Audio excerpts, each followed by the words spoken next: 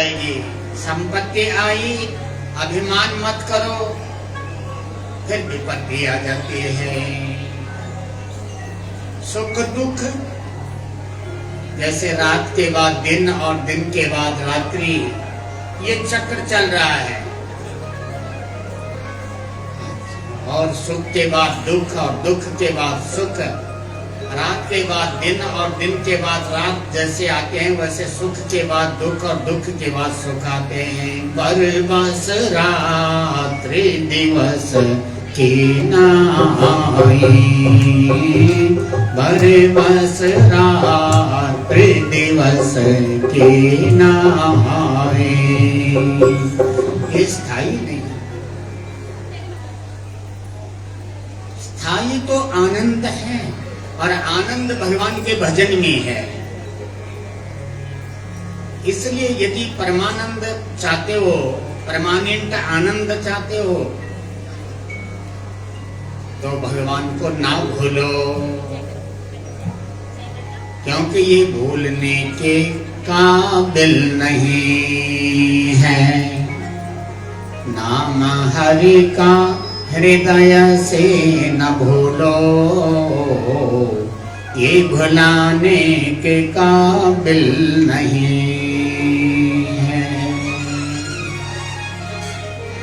जिसको हमने भूल दिया, उसी से मिलाना, उसी का स्मरण कराना ही कथा का उद्देश्य है। तो कथा प्रसंग पर हम अब प्रवेश करने जा रहे हैं। कल तक कहां तक कथा चली थी बताएंगे? कहां तक कथा चली थी कल? बताओ।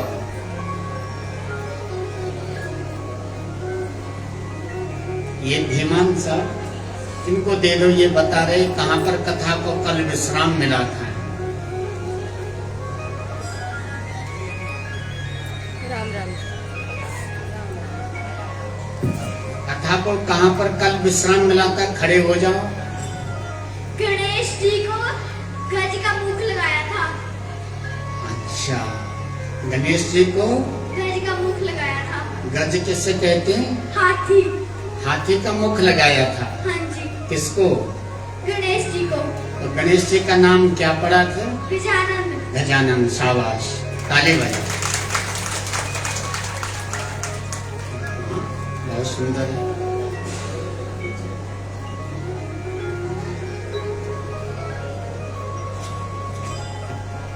महाराज पार्वती जी के दो पुत्र हो गए। एक गणेश गजानन जी, और दूसरे पुत्र कौन थे? शिव जी के कार्तिकेय जी थे। दूसरे पुत्र कौन थे? कार्तिक जी थे। अब बड़े हो जाते हैं, गणेश जी भी और कार्तिक जी भी बड़े हो गए। माता पिता ने देखा, शिव पार्वती जी ने देखा, बच्चे बड़े हो गए हैं, अब इनका रिश्ता हो जाना चाहिए। आपस में शिव पार्वती जी विचार कर रहे हैं, चर्चा कर रहे हैं। शिवा शिव उचतो विवाह योग्यो संजातो सुता प्रीति चता बुभू विवाहस्य कथं कार्य पुत्रयो रुभयो शुभम। विचार कर रहे हैं कि अब हमारे जो दोनों पुत्र हैं वो विवाह के योग्य हो गए हैं, शादी करने के लायक हो गए हैं। किस प्रकार इनका विवाह किया जाए? ये माता पिता की बात गणेश जी ने भी सुन ली और कार्तिक जी ने भी सुन ली। दोनों भाई भगवान महादेव जी के पास पहुंचे और कहा, गणेश जी ने कहा, माँ पिताजी पहला विवाह मेरा होगा। कार्तिकेय कार्तिकेय जी ने कहा नहीं, पहले विवाह तो मेरा होना चाहिए, मैं बड़ा हूं। गणेश जी ने कहा बड़ा तो मैं हूं, पहले बड़े का ही तो विवाह होता है। गणेश जी ने कहा कि मेरा विवाह पहले हो जाना चाहिए। कार्तिक जी ने कहा मेरा हो जाना चाहिए पहले। अब क्या किया जाए? भगवान शिव और पार्वती जी विचार करने लग जाते हैं। उन्होंने कहा तो सुन लो, उसी का विवाह पहले होगा जो इस पृथ्वी की फेरी लगा करके परिक्रमा करके सबसे पहले जो हमारे पास पहुंचेगा, उसी का सबसे पहले विवाह होगा। यस्त्रैव पृथिवीं सर्वां क्रांता पूर्वमुपाव्रजे तस्यैव प्रथमं कार्यो विवाह शुभलक्षणः। उसी का सबसे पहले विवाह होगा जो पूरी पृथ्वी की परिक्रमा करके सबसे पहले हमारे पास आएगा। कार्तिकेय जी खुश हो गए। कार्तिकेय जी ने विचार किया मेरा तो वाहन मोर है, मैं तो मोर पर बैठ करके तीर से उड़ान भरूंगा और पूरी पृथ्वी की परिक्रमा करके मैं सबसे पहले माता पिता के पास पहुंचाऊंगा। गणेश जी बोले कैसे पहुंच पाएगा? गणेश जी का वाहन क्या है? मूसे की सवारी, एक दंत दयावंत चार भुजाधारी। एक दंत दयावंत चार, एक दंत दयावंत चार भुजाधारी।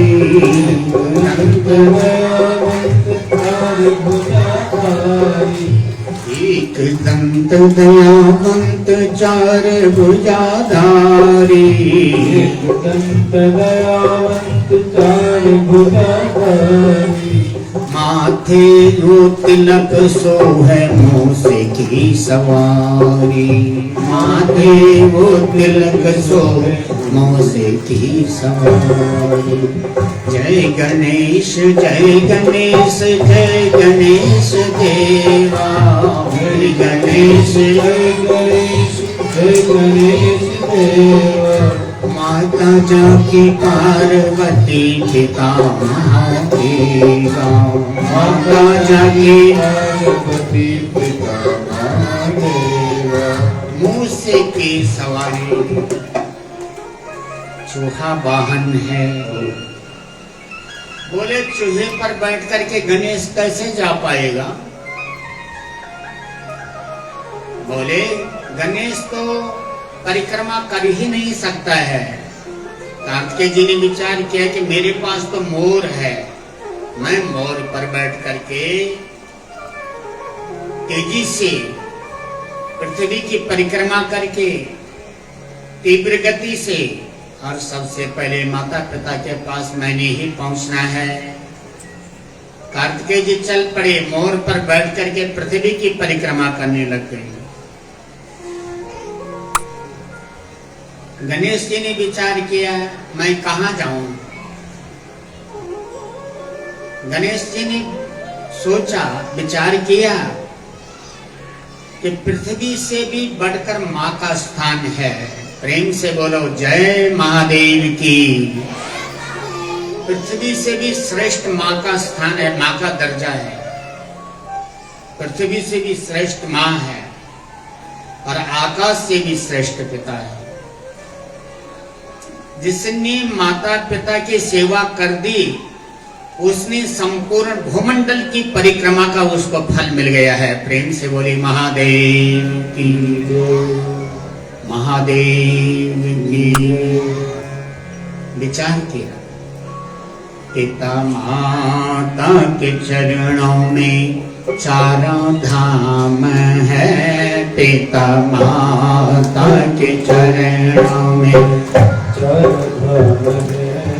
आजा आजा ये मुक्ति का धाम है। आजा आजा ये मुक्ति का धाम। पिता माता की सेवा की ही नहीं, पिता माता की सेवा की ही नहीं। बाद तीर्थों में जाने से क्या फायदा, बाद तीर्थों में जाने से क्या फायदा। कभी प्यासे को पानी पिलाया नहीं, कभी प्यासे को पानी पिलाया नहीं।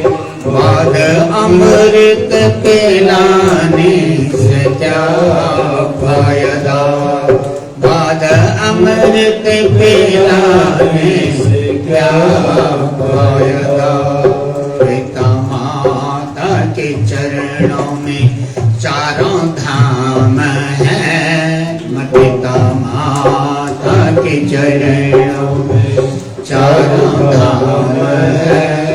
आजा आजा ये मुक्ति का धाम है। आजा आजा ये मुक्ति का धाम है। पिता माता की सेवा की ही नहीं, पिता माता की सेवा की ही नहीं। बाद तीर्था में जाने से क्या फायदा, तीर्था में जाने से क्या फायदा। बाद तीर्था में जाने क्या फायदा। गणेश जी महाराज ने माता पिता को बिठा दिया, माता पिता की पूजा की और पूजा करके 7 परिक्रमा शुरू कर दी। और 7 परिक्रमा करके 2 मिनट के अंदर 7 परिक्रमा कर दी माता पिता की, और करके प्रणाम किया माता पिता के चरणों में। कहा मैं पहुंच गया हूं, मेरा विवाह करो। बोले तुमने तो हमारी फेरी की लगाई, पृथ्वी की फेरी कहां से लगाई तुमने? तुमने तो हमारी फेरी लगाई, हमारी परिक्रमा की। गणेश जी महाराज बोले देखिए, माँ का स्थान तो पृथ्वी से भी बढ़कर के होता है और पिता का स्थान आकाश से भी बढ़कर के होता है। मैंने एक परिक्रमा नहीं की, मैंने संपूर्ण पृथ्वी की 7 परिक्रमा कर दी। और मेरे कार्तिक भाई तो एक ही परिक्रमा कर पाएंगे, और मैंने 7 परिक्रमा कर दी। मोर पर बैठ करके तीव्र गति से जब परिक्रमा कर रहे हैं तो कार्तिक जी क्या देखते हैं कि नीचे जमीन पर चूहे के पांव के निशान आगे आगे दिख रहे हैं। कार्तिकेय जी ने सोचा क्या गणेश मेरे से आगे बढ़ रहा है? वो कैसे बढ़ रहा है? मैं तो मोर पक्षी पर बैठ करके तीव्र गति से जा रहा हूं, और वो उसका वाहन तो मूसा है, और मूसे के देखो पांव के निशान आगे आगे दिख रहे हैं। मुझे बड़ा आश्चर्य हो रहा है कि क्या गणेश आगे आगे जा रहा है? गणेश ने बढ़त बना के रखी है क्या? महाराज शिव पार्वती जी समझ गई कि बात ये सही है, माता पिता का स्थान जो है आकाश और पृथ्वी से भी बढ़कर के हैं, श्रेष्ठ हैं।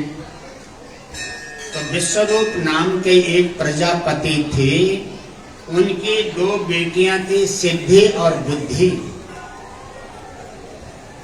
उन दोनों विश्वरूप प्रजापति की दोनों बेटियां सिद्धि बुद्धि के साथ में गणेश जी का विवाह हो जाता है। और विवाह होने के बाद कालक्रम से 2 पुत्र भी हो जाते हैं, क्षेम और लाभ। ये 2 पुत्र भी हो जाते हैं। जब विवाह भी हो गया, 2 पुत्र बच्चे भी हो गए, कितना समय लगा होगा? तब कहीं परिक्रमा करके कैलाश के पास कार्तिक जी पहुंचे। कार्तिक जी को देवर्षि नारद जी मिल जाते हैं। देवर्षि नारद जी अपनी वीणा बजाते बजाते कार्तिक जी से भेंट की। श्रीमन नारायण नारायण नारायण, श्रीमन नारायण नारायण लक्ष्मी नारायण नारायण नारायण, लक्ष्मी नारायण नारायण नारायण, कृष्ण नारायण नारायण नारायण, कृष्ण नारायण नारायण नारायण, श्रीमन नारायण नारायण नारायण, श्रीमन नारायण नारायण नारायण।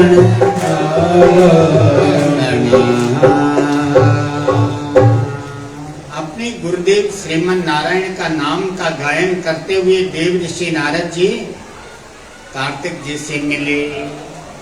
कहा तेजी से भागे जा रहे हो? बोले पृथ्वी की परिक्रमा कर रहा हूं, अब पहुंचने वाला हूं कैलाश में, माता पिता के पास में पहुंचने वाला, मेरा विवाह पहले होगा। देवर्षि नारद जी कहते हैं, क्या गणेश जी की गृहस्थी देखने के लिए जा रहे हो? अरे गणेश जी का विवाह हो गया है, 2 बच्चे भी हो गए हैं। कार्तिक जी को बहुत बुरा लगता है। कार्तिक जी सोचते हैं ये तो बहुत धोखा किया है माता पिता ने मेरे साथ में, लेकिन धोखा नहीं किया है। वास्तव में माता पिता की जिसने सेवा कर दी उसने सभी देवी देवताओं की सेवा कर दी। माता पिता का आशीर्वाद जिन पर है उन पर सभी देवी देवताओं का आशीर्वाद है। पितरी प्रीतिमापन्ने प्रियंते सर्व देवता। माता पिता जिन बच्चों पर प्रसन्न है उन बच्चों पर महादेव जी क्या सारे के सारे देवता प्रसन्न हैं। प्रेम से बोले महादेव की, महादेव की, महादेव की। कार्तिक जी वहीं से क्रोधित होकर के कैलाश छोड़ करके चले जाते हैं। क्रंच पर्वत पर जाते हैं, गुजरात में पहुंच जाते हैं। शिव पार्वती जी को जब पता चला कि हमारा बेटा नाराज होकर के कैलाश छोड़ करके चला गया है तो पीछा करते, पीछे पीछे जाते हैं। बेटा रुक जाओ, रुक जाओ। क्रंच पर्वत पर जब पहुंचे पीछे पीछा करते हुए कार्तिक जी आगे बढ़ गए हैं। वहीं प्रतीक्षा में रहे भगवान शिव और पार्वती जी, और वही मल्लिकार्जुन, मल्लिक और अर्जुन, मल्लिकार्जुन ज्योतिर्लिंग से भगवान और शिव पार्वती क्रंच पर्वत पर गुजरात में, मल्लिकार्जुन जो ज्योतिर्लिंग है भगवान महादेव जी का, वो गुजरात में है। तो वहीं पर रह जाते हैं। वहीं पर ज्योतिर्लिंग के रूप में प्रतिष्ठित हो जाते हैं। और कार्तिक जी वहीं निवास करने लग जाते हैं क्रंच पर्वत पर। तो ये मल्लिकार्जुन जो ज्योतिर्लिंग है ये गुजरात में है। ये गुजरात में सोमेश्वर है। गुजरात में सोमेश्वर ज्योतिर्लिंग है